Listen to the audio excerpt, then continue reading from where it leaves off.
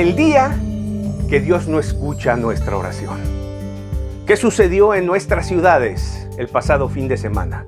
Un mensaje directo y contundente es el tema de nuestro programa en esta ocasión. Así que necesitas compartir este mensaje. La gente está buscando y esperando respuestas a todo lo sucedido. Envíalo a todos tus contactos, a tus amigos, vecinos. Tienes que compartir este mensaje. Bienvenidos, gracias por acompañarnos en cualquier plataforma en la que estén del otro lado de sus pantallas y sus dispositivos. Como siempre les invitamos, regálenos un like, síganos en todas las redes sociales. Acá te están apareciendo las direcciones. Estamos transmitiendo en 4 de ellas simultáneamente: Instagram, YouTube, Facebook y Twitter. Bienvenidos los que están en cada una de ellas y regálenos un like ahí en Facebook.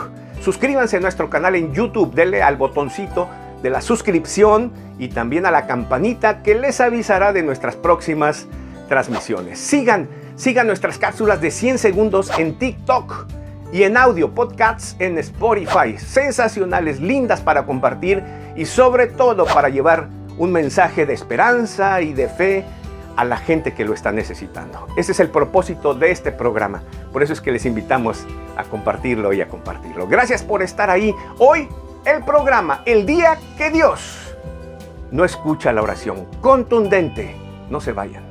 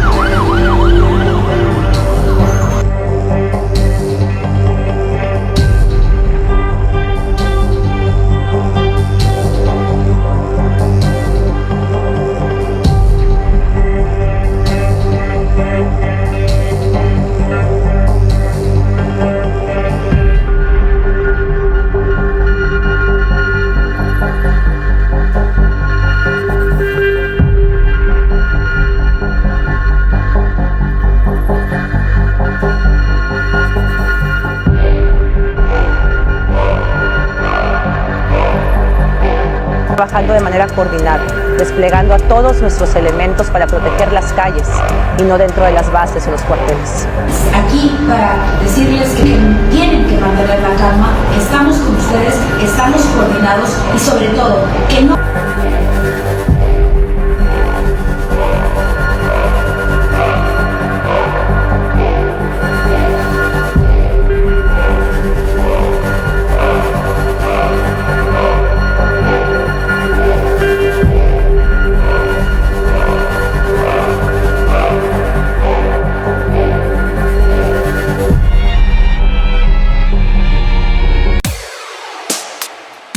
Quiero comenzar haciendo un resumen, una pequeña reflexión de lo que sucedió en nuestras ciudades, en prácticamente todos los municipios de nuestro estado, Baja California, en México. La violencia se desató. El terror se apoderó de la sociedad durante 72 horas. Nuestras ciudades fueron secuestradas. Y no hemos sido el único estado en nuestro país. De hecho, somos el cuarto en 4 días del fin de semana pasado. En efecto, comenzó esto el miércoles pasado en el estado de Jalisco y en Guanajuato. La violencia desbordada. De ahí fue a Chihuahua, donde ha sido más fuerte, con más efectos, 11 muertos ahí. En nuestras ciudades, gracias a Dios, no hubo víctimas fatales, pero sí hubo quema de vehículos por todos lados, obstrucción de carreteras, de vías principales, de calles y de la línea internacional también. Se paralizó el transporte público en las horas noche del pasado viernes 12 de agosto 2022. Mi familia y yo estábamos en un comercio, no daban las 9 de la noche, cuando de pronto entraron 2 dependientes en estado de pánico, con poca tranquilidad e inteligencia. A media luz le dicen a la gente, nos dicen, les aconsejamos, no llegó un estado de alerta, una llamada de emergencia, un toque de queda que a partir de las 10 les aconsejan no andar en sus calles. El crimen organizado no se hace responsable de lo que les pueda suceder. Váyanse sigilosamente a sus casas, en fin, la gente empezó allí a paniquear realmente. Una señora salió gritando, algo pudo haber pasado más allí por la falta de pericia de informar esto. Creímos que ya la quemazón estaba fuera de ese centro comercial. El día sábado siguiente, nuestras ciudades en el estado Baja California, México, eran ciudades fantasmas. No había gente en las calles, no había gente en la línea del cruce fronterizo. Los comercios cerrados por miedo a que los vandalizaran, como sucedió en los otros estados. Nada más en Guanajuato se habla de 24 comercios quemados del tipo Oxxo y esas tiendas de autoservicio. Para el lunes, cuando comenzaba a darse la salida a los comercios a abrir, todavía se presentan 4 actos de estos, que el gobierno da en no llamarles que es terrorismo, pero si no lo es lo más parecido. El propósito es infundir el terror en la gente. 4 actos de estos en la ciudad de Ensenada, bloqueando vías principales y demás. En total, 28 actos violentos de este tipo. Quema de vehículos, de transportes públicos y demás por la calle. La gente gritando. Esto es lo que sucedía en nuestras ciudades y nosotros sin respuesta. Es innegable que la violencia está desbordada. No hay respuestas que satisfagan la inquietud de la sociedad. La autoridad federal dice que esto es propaganda del crimen organizado, que no se preocupen, que son simulacros y que no pasa nada, que todo está tranquilo, que no hay ingobernabilidad, que todo está bien.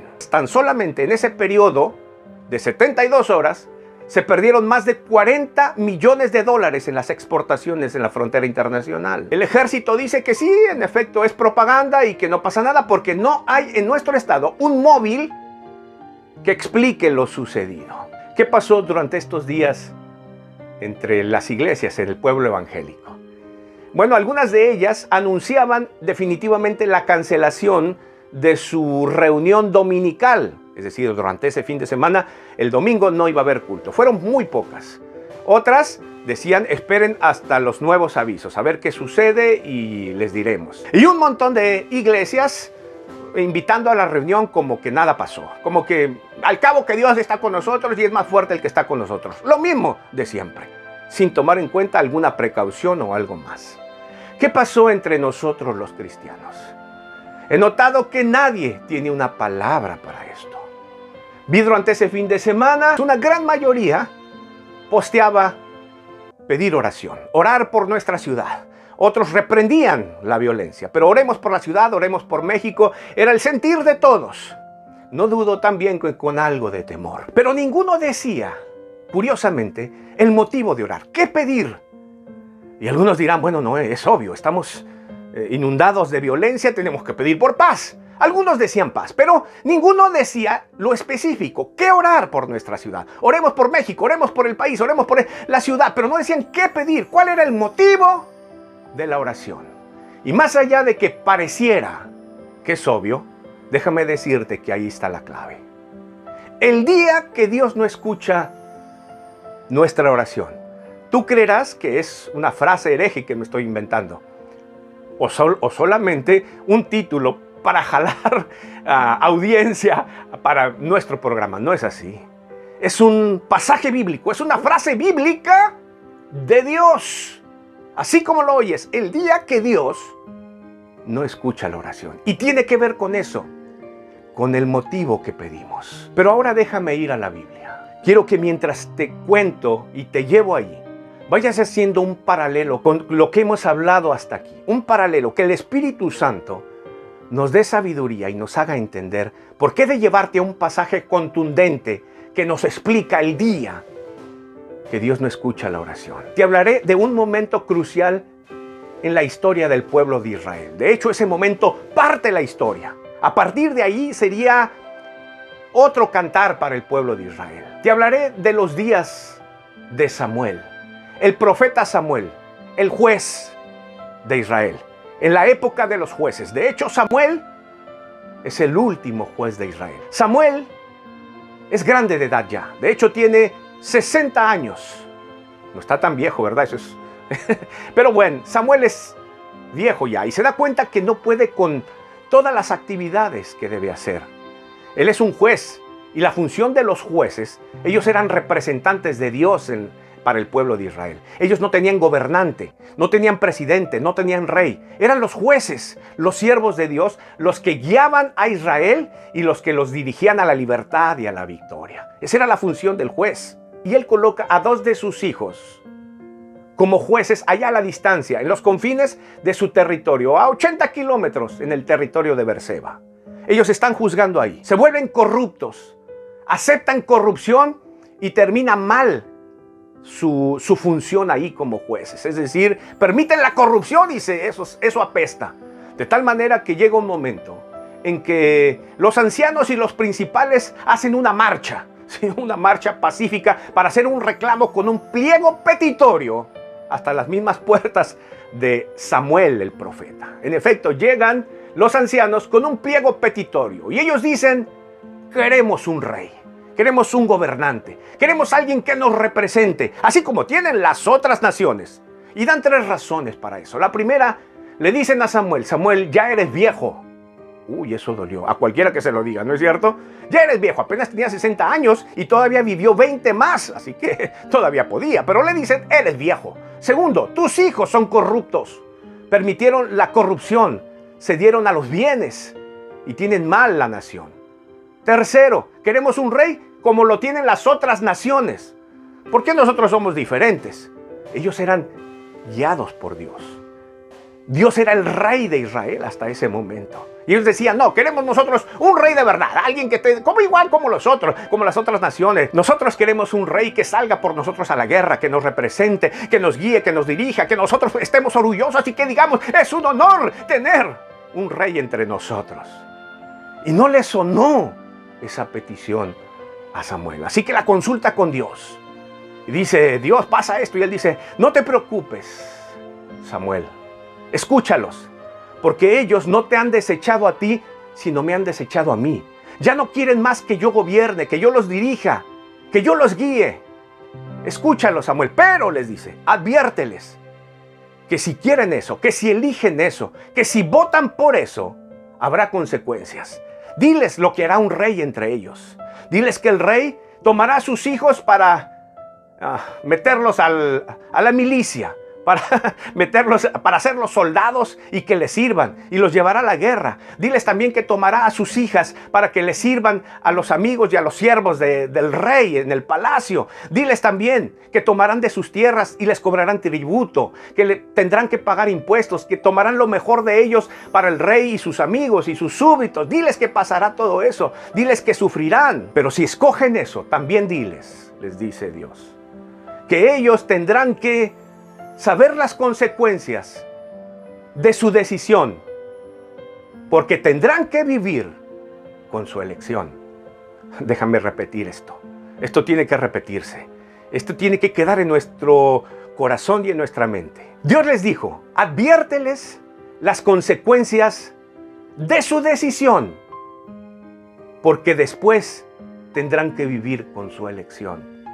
Advertir las consecuencias de su decisión, de su voto, y después vivir con su elección. Samuel les dice: miren, pasará esto, tomará esto, el rey será así, el rey se corromperá también. En fin, Samuel les explica todo esto narrado en el primer libro de Samuel, capítulo 8. Y ellos dijeron: sí, nosotros queremos eso. Nosotros queremos un rey que nos represente y es un honor tener a un rey. La historia continúa. Eligieron un rey y desecharon la dirección de Dios. Y en efecto, es ahí donde Dios les dice: cuando vivan las consecuencias de su decisión, cuando vivan y soporten lo que ustedes decidieron, entonces clamarán, entonces gritarán y gemirán. Y ese día, dice Dios, yo no escucharé su oración.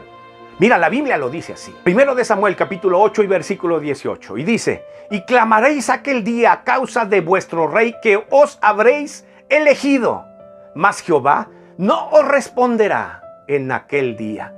Déjame leerte la Biblia del Oso. Dice: y clamaréis aquel día a causa de vuestro rey que os habréis elegido, mas el Señor no os oirá aquel día. Y te leo la versión Kadosh de la Biblia. Dice, cuando eso suceda, cuando sucedan todas las consecuencias que Él les advirtió, dice, ustedes clamarán a causa de su rey, a quien ustedes mismos escogieron. Pero cuando eso suceda, Jehová no los escuchará. Terrible el día que Dios no escucha. Pero mira la misericordia de Dios. Es cierto que no nos escuchará, pero dice aquel día. Es decir, hay un límite. La misericordia de Dios es tan grande que solo sucederá ese día. Dios ha de tener misericordia de nosotros, de nuestro clamor, cuando reconocemos, cuando hacemos bien nuestra súplica. En efecto, eso fue lo que sucedió. Todas las consecuencias advertidas desde el primer rey. El primer rey se corrompió y lo conocemos. Fue el rey Saúl. Fue tan terrible Saúl que se dedicó a odiar. Albergó tanto odio y persecución. Persiguió a David hasta querer matarlo. Fue imprudente y necio para la guerra. También se atrevió a consultar la brujería. Y para colmo también, usurpó las funciones de un sacerdote, funciones que no le tocaban a él delante de Dios. Terrible. La historia siguió y para qué te cuento más. Solo 3 reyes gobernaron a toda la nación. Después del tercero se dividió. En los días de Roboam partió todo, dividió el reino. Una nación dividida se partió en el reino del norte, el reino de Israel, y el reino del sur, el reino de Judá. Ya partido en 2 reinos, cada uno tuvo sus propios reyes, sus propios reyesitos. Y no te cuento más. Esos gobernantes, esos líderes, esos presidentes, el reino del norte, en el sur, tuvo 19, todos malos, todos. El reino del sur tuvo 19 reyes y una reina que usurpó el reino, por cierto. De esos 20, solo 8 fueron buenos, 8 de los 20, los demás malos. Gracias a Dios, el tiempo que reinaron esos 8 es más, o fue más que el tiempo que reinaron los malos. Pero lo cierto es que todos los 20, nadie pudo quitar o nadie quitó los lugares altos de adoración y de idolatría a dioses paganos. Así fue la historia de Israel, pero ellos, orgullosos de lo que habían elegido, de la decisión que habían hecho, vivieron con su elección. No sé si hasta este momento del mensaje estamos haciendo un paralelo con lo que te he contado. En efecto, ¿por qué Dios dice, no escucharé ese día su oración? Claro, Dios le está diciendo, yo no voy a pagar lo que tú hiciste, te lo advertí. Tú lo elegiste, fue tu elección y tu decisión. Tendrás que vivir con ella. Es el momento en el que Dios no escucha la oración. ¿Por qué Dios ha de sacar las papas del fuego de las decisiones que nosotros tomamos? ¿Será que nosotros estamos viviendo esos días? Ese día en el que Dios no escucha nuestra oración. ¿Será que nosotros tenemos que reenfocar nuestra petición urgente a Él? ¿Será que nosotros fuimos los que elegimos esto? No está por demás pensar que estas autoridades y este gobierno lo eligieron, votaron. 30 millones de mexicanos arrasó. No ha habido otra autoridad federal con tantos votos como esta. Barrió con todo. 30 millones. Hay más o menos un promedio de 90 millones de mexicanos que pueden votar. Más o menos. De esos 30 millones, de esos 90, 30 eligieron esto. Eligieron esta forma de gobierno. 40 de ellos, 40 millones, no salieron irresponsablemente a votar, dejando a los demás que hagan lo que quieran. Si sumamos a esto, son 40 irresponsables, más 30 que votaron por esto. Ya son 70 millones de los 90. Me pregunto, ¿no es la elección? ¿No estamos viviendo con nuestra decisión? Entonces me pregunto, ¿el motivo de nuestra oración es el correcto?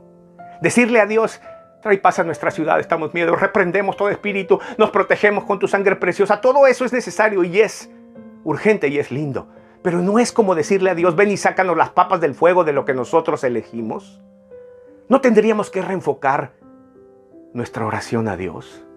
Si estamos viviendo el día en que Él no escucha, cambiemos nuestra oración. En realidad nosotros vivimos lo que elegimos. Es como el matrimonio. Es fácil dentro de nuestro medio evangélico decir, Dios, dame un esposo. Que si me va mal, después le echo la culpa a Él porque Él me lo dio. No. Dios te da principios, valores, conocimiento y dirección, y tú lo escoges. Tú la escoges, de tal manera que van a construir una familia y un matrimonio. Si no lo construyes, será tu culpa. Vivirás con tu elección. Además, el problema no es que lo elegimos. En todo caso, alguien podría decir, no sabía. El problema es que lo seguimos eligiendo y lo aplaudimos. Y como cristianos inclusive, lo defendemos. No discernimos ni siquiera una mentira, y eso es el colmo. Y le pedimos a Dios que nos saque las papas del fuego, que no queremos vivir en pánico, que detenga. Para nosotros decimos, Dios es más fuerte el que está con nosotros. No. La clave está en lo que Dios nos dijo en Crónicas, tras los reyes. Él dijo, si quieren que su tierra sane, tiene que humillarse mi pueblo. Nosotros, reconocer que nos hemos equivocado, que no podemos hacerlo así nomás, reconocer los errores que hemos cometido, que nosotros somos los culpables. Si se humillare mi pueblo, dice Dios, sobre el cual mi nombre es invocado, y oraren y clamaren, y se convirtieren de sus malos caminos, se arrepintieren, yo oiré desde los cielos. Ese es el día que Dios escucha. Perdonaré sus pecados y sanaré su tierra. ¿No será que tenemos que reconocer algo más que simplemente pedir la paz en nuestro país? Me pregunto eso. Me pregunto cuántos evangélicos ni siquiera tengamos el discernimiento de reconocer una mentira, una sola. Miren, a mí me han engañado. En mi afán de hacer bien o de hacer bondad, me han estafado, pero serio. Después me doy cuenta y digo, Señor, ¿cómo no lo pude discernir? Mi intención era ayudarle y hasta me robó. Otras veces me han engañado pretendiendo estar enfermos y orar y esto, y me doy cuenta que son demonios. Estaba endemoniado y me engañó, y yo me siento tan mal y digo, Dios, perdóname, no sirvo para ti. Si no puedo discernir el que me va a hacer daño, el que me engaña, un demonio, me pregunto qué estoy haciendo aquí. Y es que eso es difícil de discernir. Se me ha pasado de largo a mí. Pero donde no podamos discernir una mentira y sigamos aplaudiendo la elección que hicimos, eso es de terror. ¿Qué estamos haciendo aquí? Si no discernimos la mentira de la verdad, ¿cómo queremos que Dios saque las papas del fuego cada vez que hay problemas? Tenemos que orar a Dios, pedirle perdón, hacer las cosas mejor, discernimiento, pedirle a Dios que traiga ese discernimiento a todo su pueblo. En efecto, después pedirle a Dios misericordia y que traiga paz a nuestras ciudades. Pedirle a Dios por nuestros gobernantes, autoridades municipales, federales, estatales, que Dios las humille delante de Él y reconozcan que hay un Dios sobre sus cabezas, que respeten la justicia, la ley, que rechacen la mentira, que exalten la vida y la justicia, que gobiernen con justicia. Esa es nuestra petición. En efecto, Dios puso la autoridad, no el hombre. Y tenemos que orar por ellos. Así que oremos porque Dios tenga misericordia de nosotros. Seamos tan contundentes como lo está haciendo sorprendentemente la Iglesia Católica ahora. Tras sus jornadas de oración contra la violencia, ahora tiene un programa extenso para los meses que siguen. No solamente está moviendo entre su pueblo a orar, a pedir a Dios porque se detenga la criminalidad, a pedir a Dios por la conversión, dicen ellos, de los criminales. Pedirle a Dios porque nuestros gobernantes cambien sus estrategias y Dios los guíe a una mejor para tener paz en la sociedad. Y encima terminan diciendo esto: no solo vamos a orar, sino vamos a ser responsables como ciudadanos. No vamos a darle nuestra voluntad ni nuestro voto a aquellos que nos dividen, que nos violentan y nos llevan al odio. Terrible cuando oí eso. Es cierto, a una parte la hace Dios.